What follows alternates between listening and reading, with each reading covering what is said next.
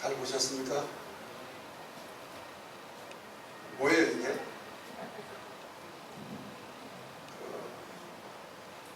날치라는 그 생선 그리고 고기 들어보셨죠? 날치. 우리 아버지가 태평양 전쟁 때 그 참전되셨었는데 그런 이야기를 해준 거예요. 배를 타고 가는데 갈 때는 두 달인가 이렇게 걸렸대요. 그런데 올 때는 석 달 이렇게 여기로 가면 일본이 계속 점령을 해서 넓혀져 가니까 오는 길은 더 걸렸다는 거죠. 그러면서 항해하는데 그 고기가 날아가면서 배로 들어온다는 거죠. 그리고 어떤 저기는 막 여기를 막 때려가지고 굉장히 날카로운데 때리고 막 바닷속으로 들어가고. 그래서 어렸을 때 그런 소리를 들었는데 뭐 그런가 보다. 그게 날치라는 게 날치. 그런데 날아다니는 고기가 있는가 하는데 이게 지금 날치예요. 그래서 시사하는 것이 굉장히 큰데요. 지금 우리는 이런 상황이 있다. 왜 날아다니냐? 물속에서는 고래의 마음이 되어지고 거기서 살기 위해서 또 나르는 거예요. 또 위에 뭐 했어요? 새들에 의해서 또 먹이가 돼요. 그러니까 올라갔다 떨어졌다 떨어졌다 먹히고 또 거기 살아남는 데는 살아남고 그렇게 되어지죠. 이 영상은 그 BBC에서 촬영한 거 보이죠? 지금 이 전 세계가 코로나 전쟁과 함께 아주 긴박하게 돌아가고 있어요. 그런 가운데 뉴스를 통해서 들어서 아시겠지만은 초기에 스웨덴은 손을 들어버렸어요. 왜 손을 드느냐? 우리 같이 마스크 쓰고 말을 잘 들으면 괜찮은데 이거 마스크 문화가 아니기 때문에 답답해서 못 쓰고 나 괜찮은데 막 하면서 통제가 안 되는 거예요. 통제가 안 되니까 나중에 정부에서 손을 들어버린 거죠. 몇 명이 죽었냐? 우리나라 300 몇 명 죽었죠. 6,900명 이상이 죽었어요. 어마어마하죠. 6,900명. 그러면서 우리는 손들었다. 그럼 어떻게 할 것이냐? 이것은 우리만이 독특한 집단 감염병을 해결하는 집단으로 모든 것을 대책을 세우겠다. 면역성 키우면 된다. 면역성. 그러면서 면역성을 키우기 위해서 운동하고 또 이제 그 인용해서 하는 말이에요. 사람은 어차피 한 번 죽을 것인데 살려면 살고 죽으려면 죽는다. 그러니까 우리 그냥 당하지 말고 싸우다 죽자 하면서 했다는 거죠. 그런데 그 뒤에는 얼마가 죽었다 나오지 않고 한 명도 안 죽었다 하면서 숫자가 다른 데는 아마 인도 그제 들었죠. 하루에 7만 명이 죽었어요. 인도가 7만 명 죽었는데 스웨덴은 한 명도 사망자가 나오지 않았다. 그러니까 여기에서 스웨덴을 한번 연구해보자. 이거죠. 스웨덴. 그러면서 날치를 이제 비유한 거죠. 날치. 살기 위해서 몸부림치고 막 이렇게 할 때 거기에서 스스로 살려고 하는 그 저항심. 그러면서 서방 세군 국가에서는 한국 코로나 대책 잘 쓰고 방역을 잘한다 해서 굉장히 지켜서 잘한다 그러고 있다. 이거 내 말이 아니에요. 내부에다가 스웨덴 감염병 어떻게 됐나 이제 거기 쳐보면 그게 나와요. 어떤 유명한 소설가가 그런 이야기를 합니다. 그 이야기를 하면서 스웨덴을 이야기하고 세계에서 코로나 방역을 제일 잘해서 본받아야 된다 하는 한국. 그러면서 자기는 개인적으로 세대를 택하겠다. 이거죠. 세대를. 왜 세대를 택하느냐? 한국은 모든 것을 다 통제시켜 놓고 그냥 억압시켜서 꼼짝다삭 하지 못하게 해서 저항력도 없고 나중에 백신 나오면 그걸 해결한다? 이건 한계가 온다는 거죠.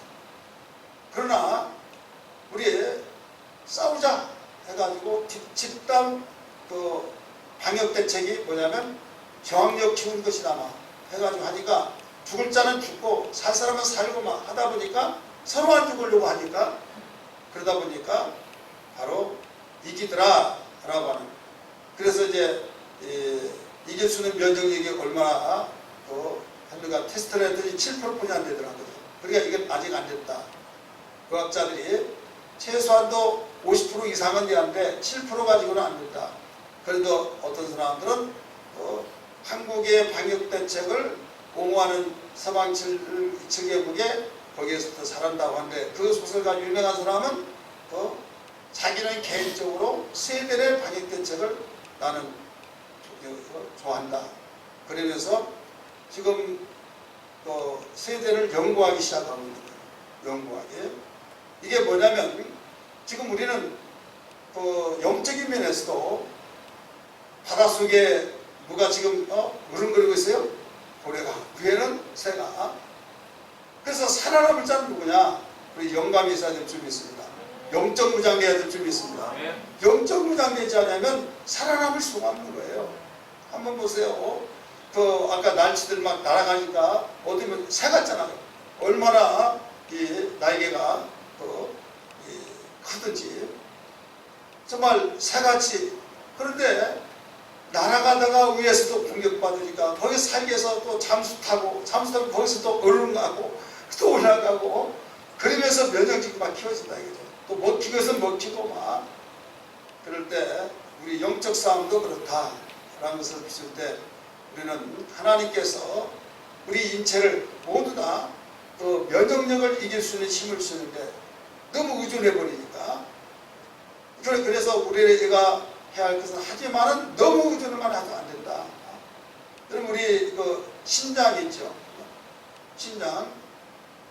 기계를 한번 기계로 돌려버리면요. 내가 할 것을 기계가 하니까 거기에서 기능이 일할 기능을 잃어버리고. 그래서 평생 신부증증 투석하면 한번 기계를 댔다면 계속 돼야 된다 이거죠. 한번 대고 나중에는 좋아지면 그때는 안 한다. 이건 아니다. 한번 기계를 댔다.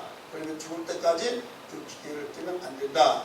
이런 말이 있듯이 면역력을 키우지 않으면 그때는 괜찮은 것 같은데 다른 자가 보세요. 고래로부터 피했어요. 근데 위에서 먹혀버리잖아요. 그런 것처럼 전천후에 무엇이든지 우리가 이겨내야 될 줄 믿습니다. 할렐루야. 그래서 우리 하나님께서 이걸 가르쳐 주셨어요. 악망하라. 그래서 첫날 새 힘이라고 하는 새 힘을 가지라 얻으라 이런 말씀을 드렸잖아요. 영적 무장한 데는 새 힘을 얻는 것이다. 우리 한번 따라서 영적 무장한 새 힘을 얻는 것이다. 이 새 힘 얻지 않으면 영적 무장이 될 수가 없어요. 두 번째는 무슨 어떤 믿음이에요? 큰 믿음. 세 번째는 하나님 마음, 하나님 생각. 그 다음에요? 영감이죠. 영감에 대해서 말씀드렸어요. 오늘은 무슨 말씀이냐면 사명감당이라는 제목으로 말씀을 드리려고 합니다. 한번 들었습니다. 사명감당.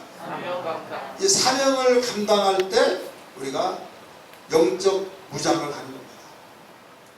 사명 감당할 때. 저는 예수님이 왜 사명을 감당하라고 하면서 지상명령을 말씀하시는가? 어떻게 제가 피조물이 감히 하나님에 대해서 왜 그랬을까 저랬을까 할 수는 없잖아요. 명령이니까 그냥 아멘하고 하면 되겠지만은 그래도 하나님의 자유의지를 주셔서 퀘스천은 우리가 생각할 수 있잖아요. 하나님이 전능하셔서 모든 세계를 하루아침에 다 복음화시킬 수도 있는데 핍박을 받고 조롱을 받고 욕을 얻어먹고 더 나가서 또 때로는 순교를 당하면서까지 순교 당한 것은 피 흘려 죽는 거죠. 다른 것 때문이 아닌 복음을 전하다가 소비자가 됐다. 그러면 깊이를 알지 못한 사람은 왜 예수 믿고 죽으면서 개죽음하면서도 그렇게 해야 하느냐, 너무 극성스럽지 않냐, 요걸 얻어먹는다 이거죠. 그럼에도 우리 주님은 영광을 받으신다고 했고 핏값을 반드시 통해서 많은 사람이 구원 얻게 되신다고 하는 그 사실을 이야기할 때 우리는 참 바보처럼 예수 믿는다 라고 하는데 하나님은 영광을 받으신다는 거죠. 그럴 때 우리의 코드와 하나님의 코드가 맞지 않죠. 그러니까 사람들은 자기의 코드, 인간의 코드에 보니까 야, 너 잘못 믿은 거야. 너무 극성스럽게 믿고 너 바보같이 믿어. 그런데 하나님은 당신의 명령을 해서 지키다가 순종으로 죽으면 최고의 영광이라는 거죠. 그러면서까지도 복음을 전하는 거죠. 땅 끝까지. 예루살렘과 유대와 사마리아 땅 끝까지 내 증인이 되라 라고 말씀하셨어요. 그렇다면 왜 그랬을까? 그 이유가 뭘까? 다른 사람이 그렇게 오해를 함에도 왜 그럴까? 이것은 하나님께의 영광이 되지만은 우리에게 최고의 영광을 주시게 한 것이라는 걸 믿기 바랍니다. 이 사실을 알지 못하면 숙제가 풀려지지 않아요. 우리는 이 땅에 지상랑을 이루고 이 땅에서 영원복음토록 살 것 같이 생각해서 비참하게 죽는 것이 무죄라고 바보처럼 느껴진다고 생각할지라도 하나님은 이 땅이 아니라 이 세상 이상으로 영원한 세계, 영원한 세상을 하나님의 나라를 일러주셨기 때문에 전체적인 스케줄을 비출 때 영원히 누릴 수 있는, 그러니까 이 세상에서 아무리 박사가 되어지고 저명인사가 되어서 대단한 사람이 된다 할지라도 하나님을 알지 못하고 예수 믿지 않으면요 초등학문화에 불과하다. 초등학문, 초등학생의 수준이다 이거예요. 왜? 앞으로의 일들을 모르니까. 예를 들어서 여러분이 꿈을 꾸잖아요. 꿈을 꿀 때 꿈에서 막 부와 영화를 두고 내가 막 대통령이 되어지고 나는 대통령 부인이 되어지고 권력에서 여가라 이거 하라 막 하면서 명령하고 얼마나 좋습니까? 하다가 눈 떠봐도 왜 그러냐고 눈을 까맣까맣 했더니 꿈이었구나. 그런데 꿈인데 현실에서는 어떻게 살았냐? 정말 너무 힘든 생활이 계속되어졌을 때 내가 살아서 뭐하나 그렇게 되어진 가운데 꿈을 꾸었을 때 꿈속에서 너무나 행복했다 이거죠. 그럼 그 행복이 지속이 되었을 텐데 꿈을 깨보니까 아니더라 이거예요.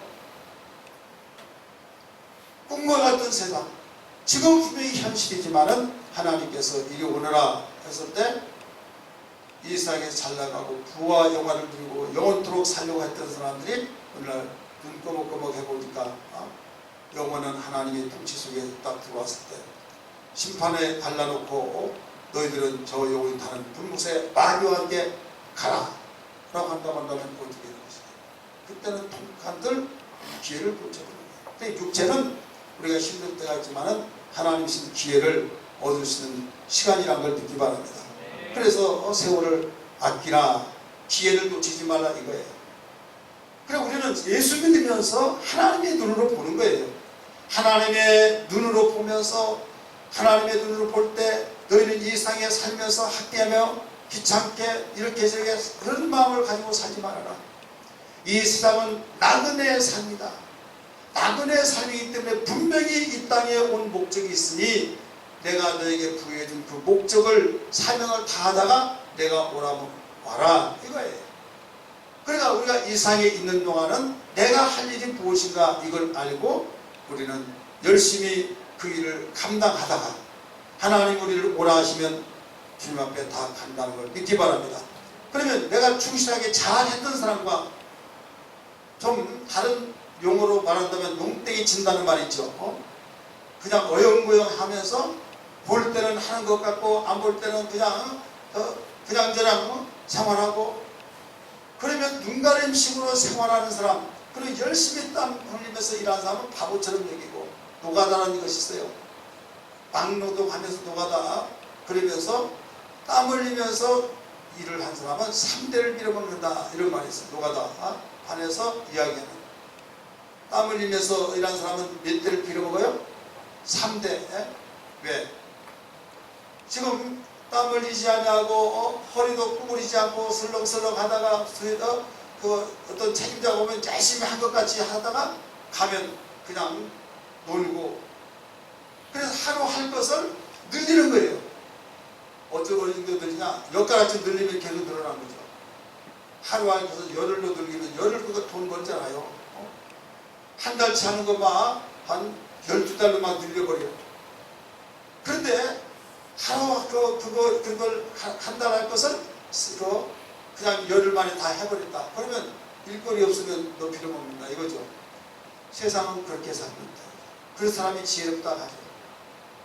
하나님은 모든 걸 다 하시기 때문에 우리 중심이 어떤 마음을 가지고 어떤 사명을 감당하느냐에 따라서 달라진다는 것을 가르쳐 주셔서 행한 대로 갚아주신다는 것을 믿기 바랍니다.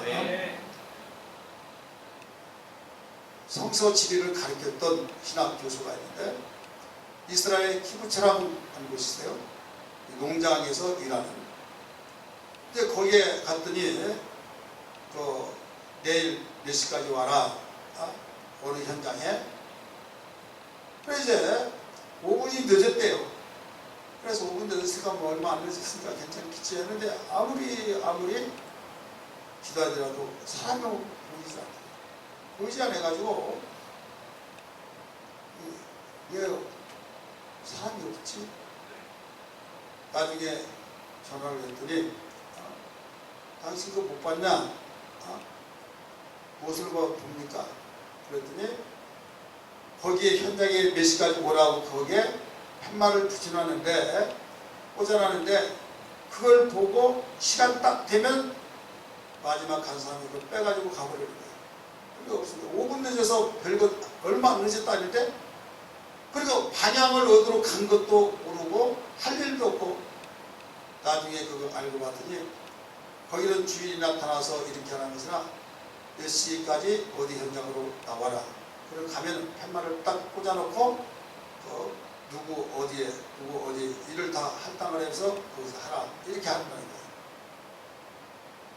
그래서 그 다음에 몇 시까지 가라고 해서 정확히 갔더니 사람들이 그 시간에 딱 시간 딱 보더니 자기의 이름이 적혀있는데 어디 가서 뭐하고 다 적어놓고 마지막 한 사람이 딱 팻말을 빼가지고 가버리는 거죠.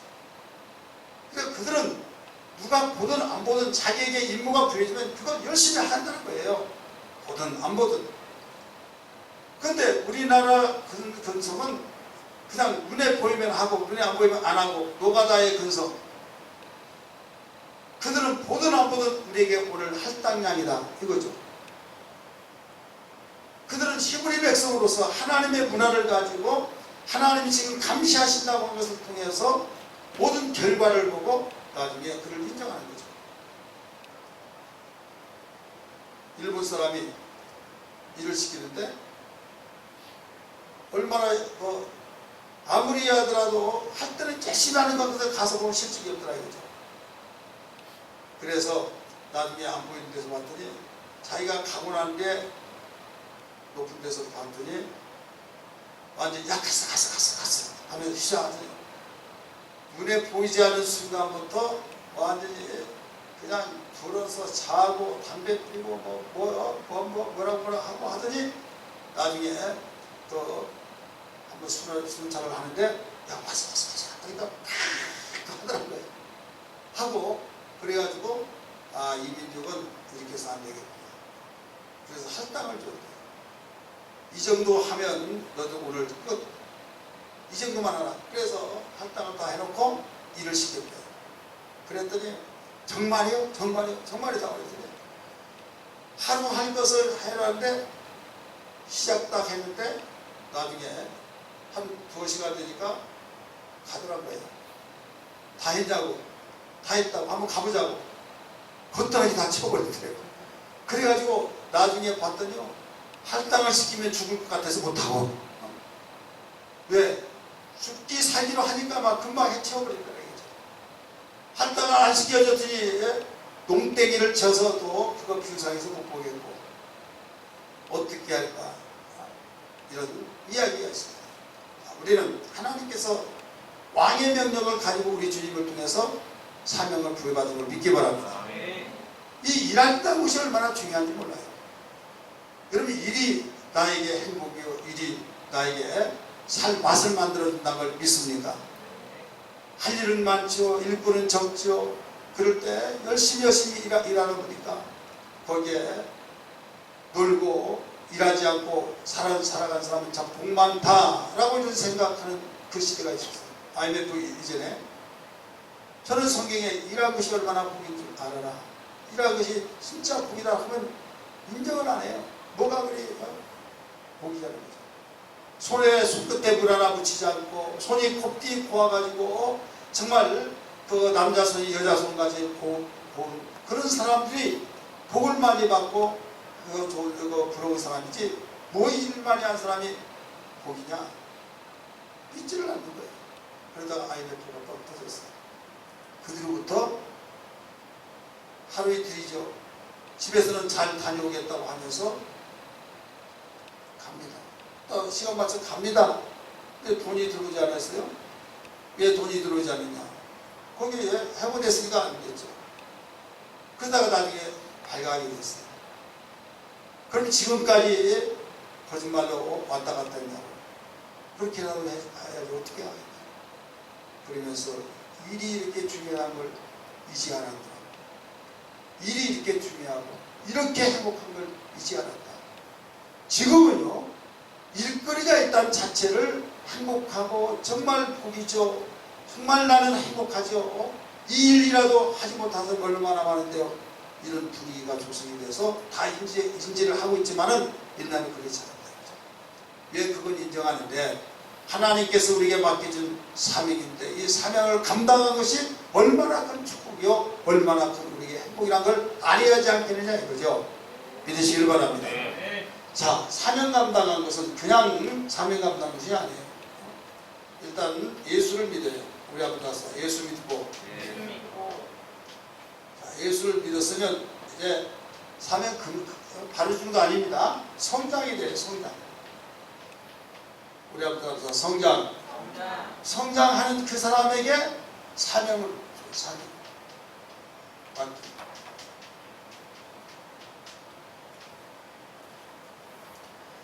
제 사명을 맡긴데, 사명을 맡겼는데 그냥 맡기만 하고 패기친 사람이 있고, 사명을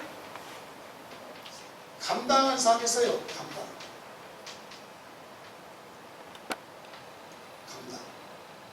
이 감당하는 그 사람이 바로 영적 무장입니다.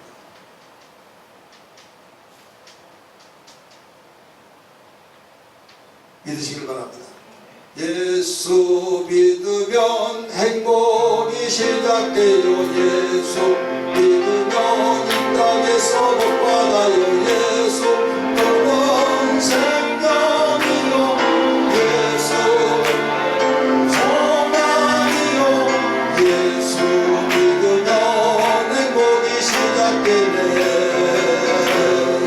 예수 믿으면 하나님 자녀 되요. 예수 믿으면 기도할 때 응답돼요. 예수 그는 생명이요, 예수 그는 소망이요, 예수 믿으면 행복이 시작되네.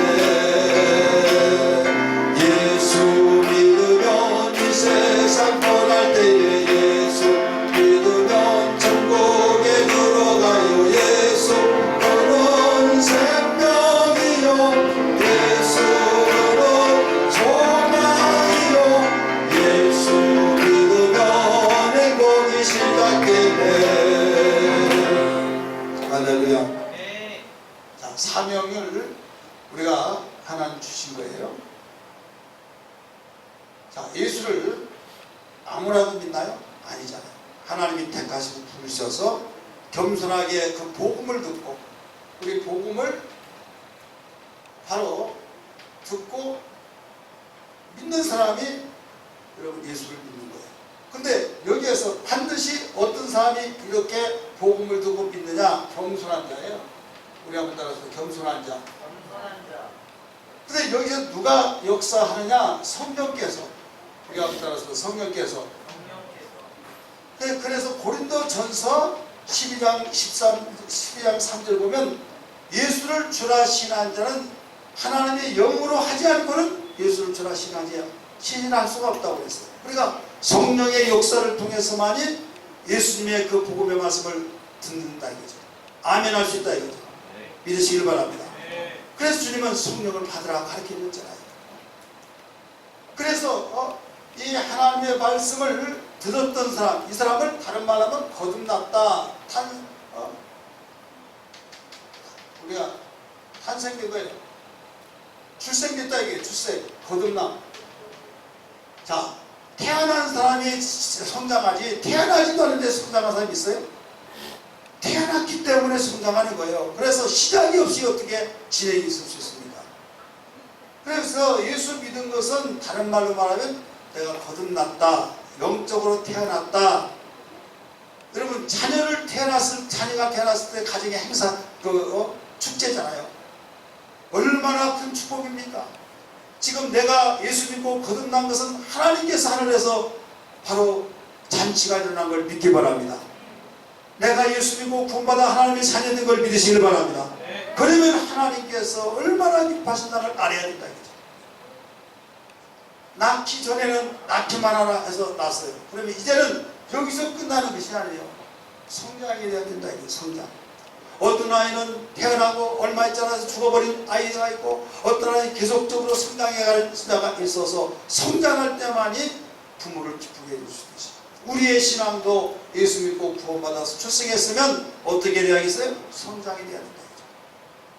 성장하는데 정상적인 성장 주기를 통해서 성장하는 거예요.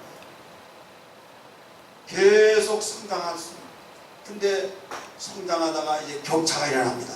어떤 아이는 성장하다가 그냥 멈춰버리고 더 이상 성장하지 못한다는 장애자로 바로 나고 가는 거예요. 장애되지 않고 계속 성장한 사람은 이제는 부모를 기쁘게 하고 자기 자신도 행복하게 되어지고, 그래서 이 성장을 고린도전서 2장 3장 무엇을 가르치냐면 육에 속한 사람, 육신에 속한 사람, 신령한 사람 이렇게 가르쳐주고 있죠. 그래서 성장해서 이제는 어린아이의 수준에서 여기에서 어린아이 수준에서 벗어난 사람만이 여기에서 일을 맡기는 거예요. 성장하지 아니했는데 너 밥하라, 너 설거지하라 할 수 있어요? 성장하고 시킬만 하니까 시키는 거예요. 마찬가지로 우리의 신앙도 주님께서 우리에게 맡겨주신 것은 그냥 맡겨준 것이 아니라 내가 성장했다고 것을 인정할 때 주의 종을 통해서 교회의 모든 조직을 통해서 여러분 맡겨진 것이지 그냥 맡겨진 것이 아니다. 아무리 하려고 하지만은 지도자가 볼 때 하나님의 눈으로 하나님만 볼 이건 아니야 할 때는 맡겨줄 수가 없는 거예요. 그래서 신앙이 성장한 그 사람이 바로 이 다음에 사명을 맡게 된다. 그러면 사명 맡아가지고 어떤 저걸 대고 해가지고 도저히 안 한다고 저 만약에 시키면 교회 안 나올 것이라고 막 협박하고 막 이렇게 하는 사람이 있죠. 교회 안 나온다 보니까 아직 안 됐구나. 그래서 보류 할 수 있죠. 그래서 여기에서 맡겨진 사람은 하나님이 보실 때 너는 할 수 있어 이거예요. 그래서 이 사람이 감당을 하죠. 여기는 성령의 사람, 성령의 사람으로 이제 성장했던 사람에게 맡긴데 여기는 성숙한 사람이 맡은 거예요. 성령으로 성숙해졌어요. 성숙한 사람. 그래서 이제 둘로 나눠진데 맡겨져 가지고 나 몰라 해서 패기친 사람이 있고 한 사람은 맡은 사람이 있다. 그래서 사명을 감당하는 사람이 있어요. 감당한 사람은 무엇을 하더라? 영적 무장이 되더라. 깨달아지면 아멘 합시다. 그러면 왜 사명을 감당한 사람이 영적 무장이 되느냐? 이유를 알아야 해요. 왜? 실제로 기도하기 때문에, 따라서 기도하기 때문에 나에게 집사의 사명을 주셨어요. 너희 셀장의 사명을 주셨어요. 그러면 야 나 셀장 땄어. 집사 땄다 해가지고 그게 아니라 감당하게 기도하겠어 안 하겠어요? 교사는 나에게 그 사명이 주어졌어요. 그러면 하나님, 나도 감당하지 못한데 어떻게 가르칠 수 있사오니까? 나 하나님 부족해요. 감당할 수 있도록 도와주세요 하면서 기도하겠어요, 안 하겠어요? 한 번도 사명 감당해보지 않은 사람이 아닌 것 같아요. 하겠어요, 안 하겠어요? 그래서 고린도전서 3장 4장 2절에 보면 맡은 자들의 구할 충성이라 라고 가르쳐주잖아요. 맡겨진 사명을 감당하다 보니까 벌써 기도가 들어가는 거예요. 모든 우리 신앙의 성장은 기도로부터 시작됩니다. 숨을 일단 쉬었잖아요. 영적 호흡이라고 그랬잖아요. 기도하지 않으면 이미 죽은 걸로 판명이 되잖아요. 그래서 시험에 들지 않게 기도하라 말씀하셨잖아요. 여러분, 우리의 신앙의 모델 되신 예수 그리스도께서 사명을 감당하기 위해서 땀방울이 핏방울 되기까지 기도했던 걸 믿으시길 바랍니다. 제자들에게 고민하여 내가 죽게 됐다면서 나와 함께 깨어 기도하라고 말씀하신 것을 기억하시면 아멘 하시기 바랍니다. 그러니까 예수께서도 사명을 감당하기 위해서 그냥 한 것이 아니라 기도했다 이거예요. 기도. 그래서 여러분 영적 부장이 되는 거예요. 기도하라고 그렇게 사명 감당하기 위해서는 기도해야 된다고, 시험에 들지 않게 해서 기도해야 된다고 가르쳐 주셨음에도 불구하고 기도하지 않았던 제자들이 나는 내 의지로 할 수 있어 하면서 하려고 했지만 되어지느냐? 영적 생활은 안 되는 거예요. 그래서 결국 대범하고 정말 그 다혈질이었던 성질과 한다는 말이 있잖아요. 성질대로 일한다고 그랬던 베드로도요 넘어져 버린 거예요. 기도하는 이게 영적 생활이에요. 예수님은 하나님의 아들이요 하나님이시면서도 육체를 입으셨기 때문에 심한 통곡과 눈물과 강구로 하나님께 올렸다고 믿으시길 바랍니다. 히브리서 5장 7절 이하의 말씀. 그런데 하물며 우리가 기도하지 않고 무슨 사명을 감당할 수 있겠습니까? 기도할 때 사명을 감당할 수 있는 거예요. 기도한 사람과 안 한 사람의 차이가 다르죠. 여러분이 어떤 오르막이나 동굴이나 갔을 때 내가 숨이 더 고르게 나온 사람과 벌렁벌렁 하면서 숨을 쉬지를 못하고 막 숨이 멈춰지려고 한 사람은 차이가 나잖아요.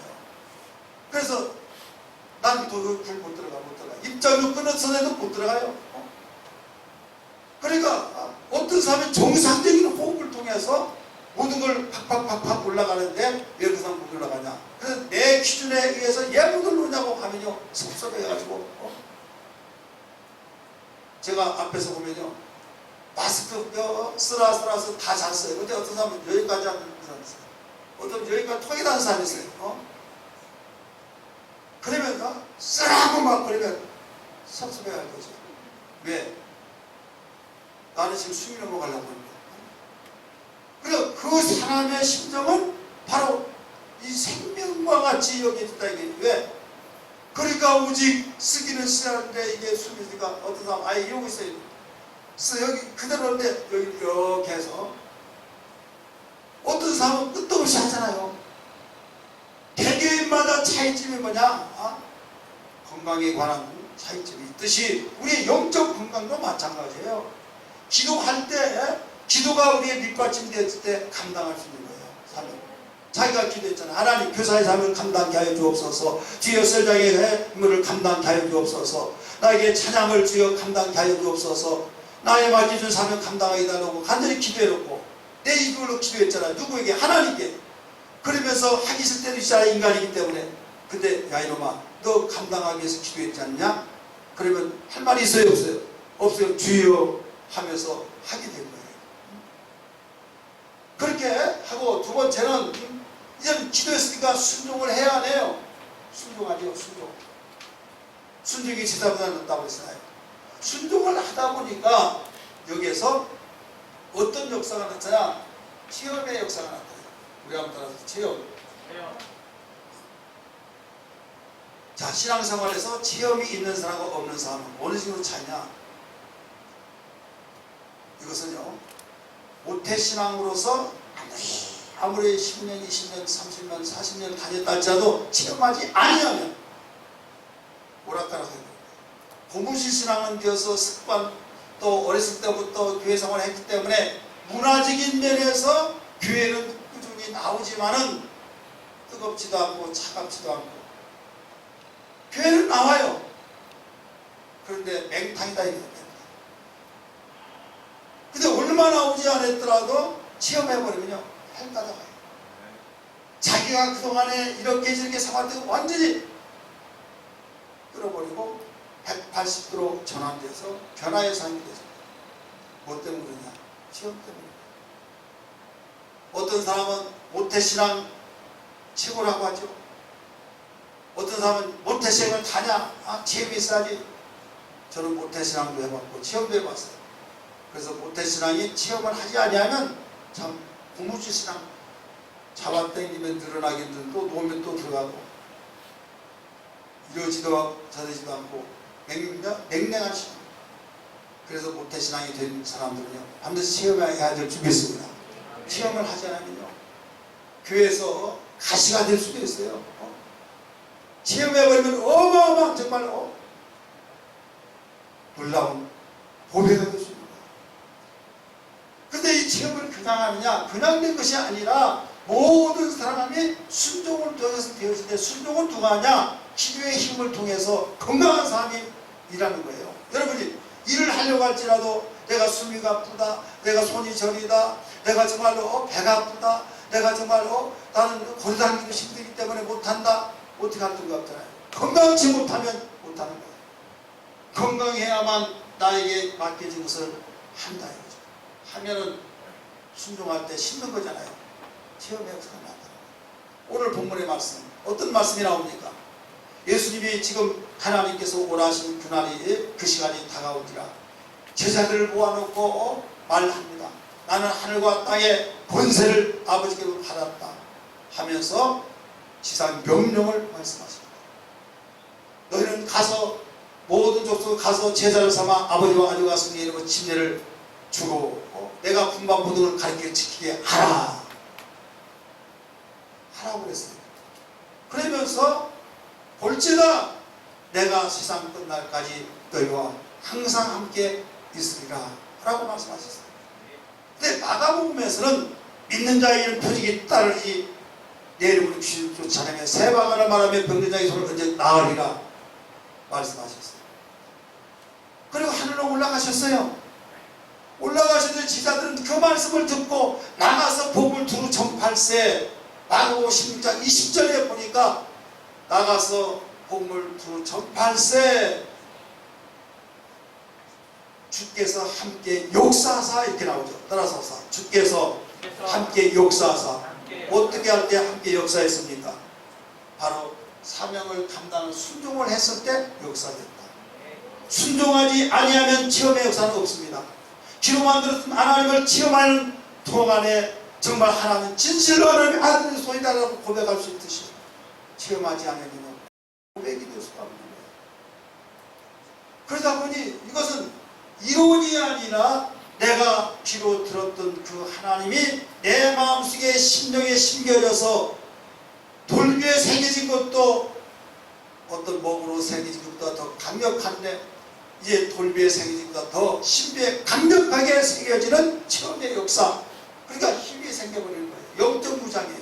누가 뭐라고 하더라도 부인할 수가 없다는 걸 믿기 바랍니다. 이 사람은 예수를 안 믿는 것이 더 힘들고 하나님 말씀이 아니라고 하고 이렇게 말한 것이 더 힘들어서 목숨을 내놓고라도 여러분 그 모든 것을 고백하면서 나간다는 걸 믿기 바랍니다. 여러분 아까 날씨에 대한 걸 들었죠. 봤잖아요. 지금 우리는 세상을 사랑하지 만만치 않습니다. 지금 바닷속에 고래가 가서 집어 삼켜버리죠. 그걸 피해 나가서 오직 하면 여러분 물속에서 살해할 그 물고기가 날아가 버리면서 살겠다고 날아가는데 위에서는 새가 와서 집어 삼키려고 하죠. 우리의 지금 현실이 그렇습니다. 우리 신앙계에서도 마찬가지예요. 지금 보세요. 마음도 하나님 찬양하고 마음도 하나님께 영광 돌려야 하는데 코로나19라고 하는 그런 모든 명분 안에서 모든 사람들의 생명을 바로 위협하고 있으니 이렇게 하라 했을 때 안 할 수 없다 해가지고 하다 보면 또 예배를 드릴 수 없고 예배는 생명과 같은데 그러다가 보니까 하면 또 법이다 해가지고 또 구속시키고 불이익을 당하고 그러다 보니까 하지도 못하고 안 하자니 그렇고 어물쩍어도 먹힌다 이거죠. 이때 우리는 영적무장해야 될 줄이 있습니다. 영적무장해야 된다 이거죠. 어떤 사람이 영적무장을 하시느냐? 바로 사명을 감당하는 사람이 된다 이거죠. 사명 감당하는 사람. 물속에서만 놀았던 그들이 살려고 막 날아가니까 새처럼 날아가잖아요. 거기에서 날아가다 힘들잖아요. 위에서 막 날을 나는데 새가 와서 집어삼키다 보니까 사이에서도 물속에 들어가잖아요. 물속에 들어가 또 으릉그릉 준비됐듯이 또 올라오잖아요. 이게 반복적이면서 거기서 능수능란해지면서 이제는 이렇게 돌아버린다.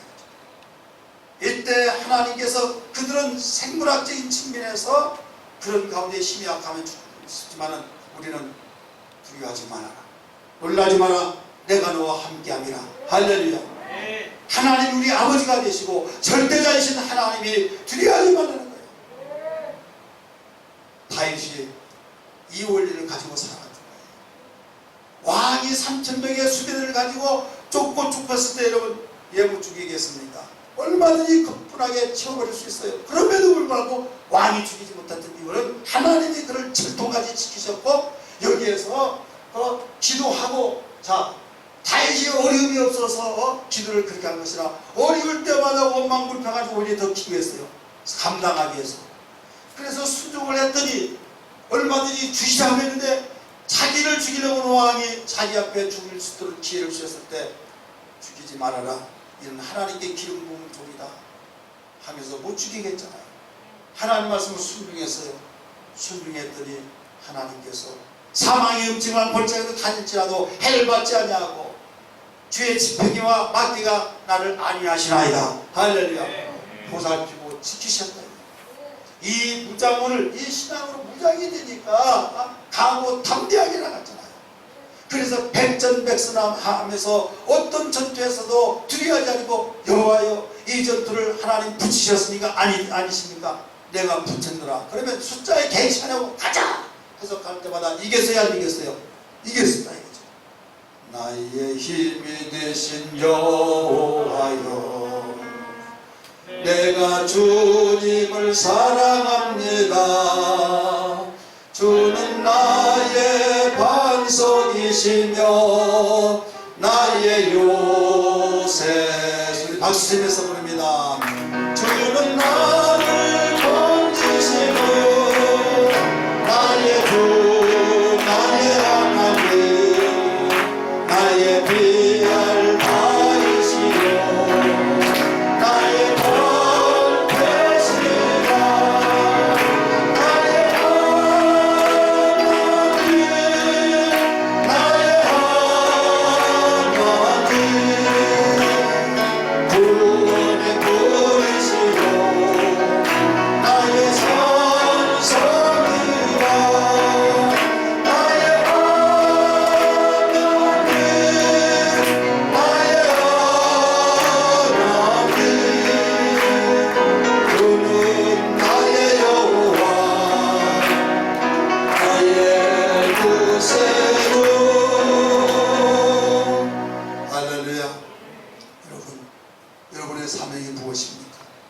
각각 맡겨진 사명이 있어요. 교사로서의 사명, 셀자로서 사명, 기관장으로서 사명, 또 차장사역으로서의 사명, 이모저모 다양한 사명들이 있을 때 사명은 그냥 액세서리로 주신 것이 아니에요. 감당하라고 주시는데 나는 못한다고 할지라도 주의 종을 통해서 주어진 것은 여러분 하나님이 감동하셔서 바로 부여주신 하나님이라 주셨다는 사실을 믿으시길 바랍니다. 그래서 여기에 가정을 비출 때 예수 믿었으니까 주지 믿지 않는다고 해서 어떤 유명한 유명세를 달린다고 주느냐? 우리에게서는 그거 없습니다. 예수 믿고 성장 내고 그 다음에 사명을 이 사람은 맡길 수 있다. 성숙하고 맡겨줬는데 둘로 나눠진다 이거예요. 감당하는 사람이 있고 감당하지 아니하는 사람이 있다. 감당한다고 한 다음에 그 사람은 그때부터 영적 무장이 된 거예요. 자기가 가르치기 위해서는 뭐 어떻게 해요? 알아야 된다 이게요. 내용도 알아야겠고 나의 한계가 있으니까 하나님 나를 도와주세요. 의지하고 하나님이 무엇을 기뻐하십니까? 의지하고 나는 못합니다. 주님 의지합니다. 주님을 신뢰하고 얼마나 기뻐합니까? 그래서 우리는 맡긴 사명을 안 하더라도 여러분 괴로운 거고 하더라도 힘든 것인데 여러분 어느 쪽에서 유익한가를 생각해 보세요. 맡겨지고 힘들다고 안 하면 육체는 편한 것 같은데 영적인 면에서 그때부터 깔아지기 시작합니다. 무장이 해제가 되어버린 거예요. 그러니까 공격을 당합니다. 근데 감당을 하다 보면 여기에서 힘은 들지만 영적 힘이 있다는 걸 믿기 바랍니다. 왜? 바로 기도하니까 순종할 때 하나님께서 바로 살아계신 하나님의 마치를 보게 해주셔서 체험을 하니까 그 체험은 세상 어떤 곳으로도 바꿀 수가 없는 거예요. 그래서 이 사람에게는 어떤 역사가 나타나냐, 영적의 무장이 되니까 계속적으로 무장해서 싸움을 해보면요, 그 한 번에서 승리하면 또 이기고 또 이기고 자신감이 붙은 거예요. 따라서 자신감이 붙다. 자신감이 붙다 보니까 이제 경륜이 쌓여져서 능수능란하게 되는 거예요. 여기서 누구를 만나버렸어요? 예수 그리스도를 만나서 요한복음 4장 14절의 말씀 보니까 거기에서 또 무슨 말씀이라고 하면 나를 믿는 자는 배에서 샘물이 솟아나리라. 샘물이 솟아난다고 했어요.